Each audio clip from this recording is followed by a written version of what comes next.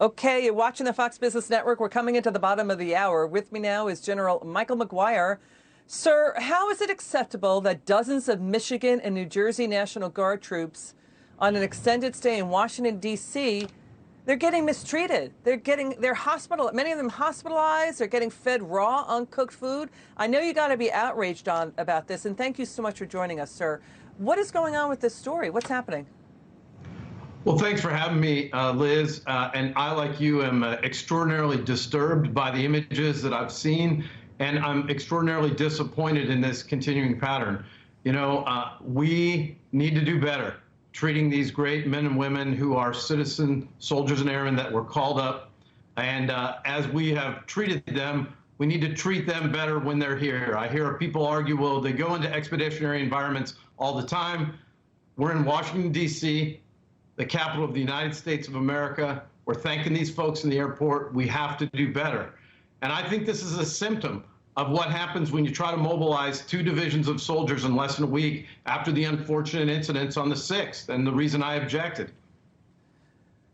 Okay, so we're hearing a rationalization that they go into war zones, so it's okay that they're fed raw beef and food with metal shavings in it? Really? And Yeah, House Speaker Nancy Pelosi is saying they're going to be on an extended stay indefinitely? So we're all supposed to be okay with men and women who are in their regular other lives. They're teachers, they're firemen, they're cops, they're doctors, they're nurses. They left their families behind. But Nancy Pelosi's okay with them getting fed raw food and being hospitalized. Everybody's okay with that. Is that the answer?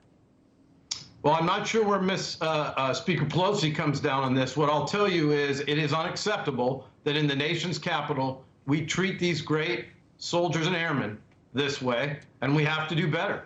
We have an ability to do better, and this is a symptom of rushing to put people on the streets. This country has rebuffed the idea of having the military do law enforcement activities for extended periods of time, and I'm still searching for what authority upon which they're staying. Yeah, so again, it's the Michigan Guard, the New Jersey Guard. Sir, every time we hear the story, it's getting worse.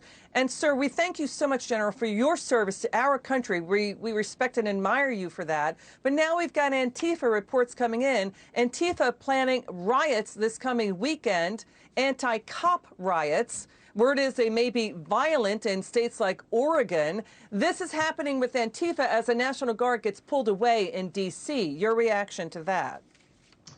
Well, my reaction to that is we have been involved in civil disturbance operations and civil unrest as far back as the country's founding. Most recently, over the summer, here in Arizona, we put 1,495 National Guardsmen, great men and women, in support of our great police and first responders in 12 local jurisdictions and 5 county sheriff's offices in support of them. You're absolutely right. If we have a whole bunch of people pulled away from that, it will naturally degrade our capability to respond in our home states.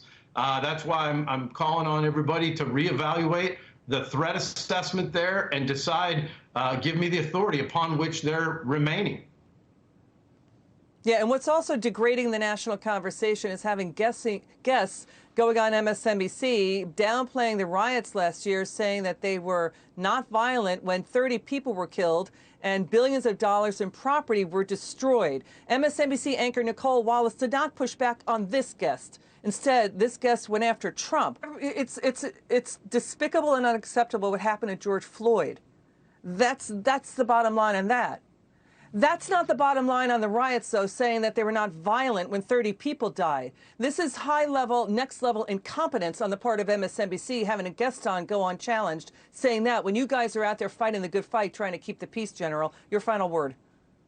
My final word is the National Guard stands ready to respond to every governor in this great nation if there is a need to maintain the rule of law. And regardless of what your motive is, we remain apolitical on the motive, but we do not condone illegal and illicit conduct. And we've seen that both in this past summer and recently, and that needs to stop.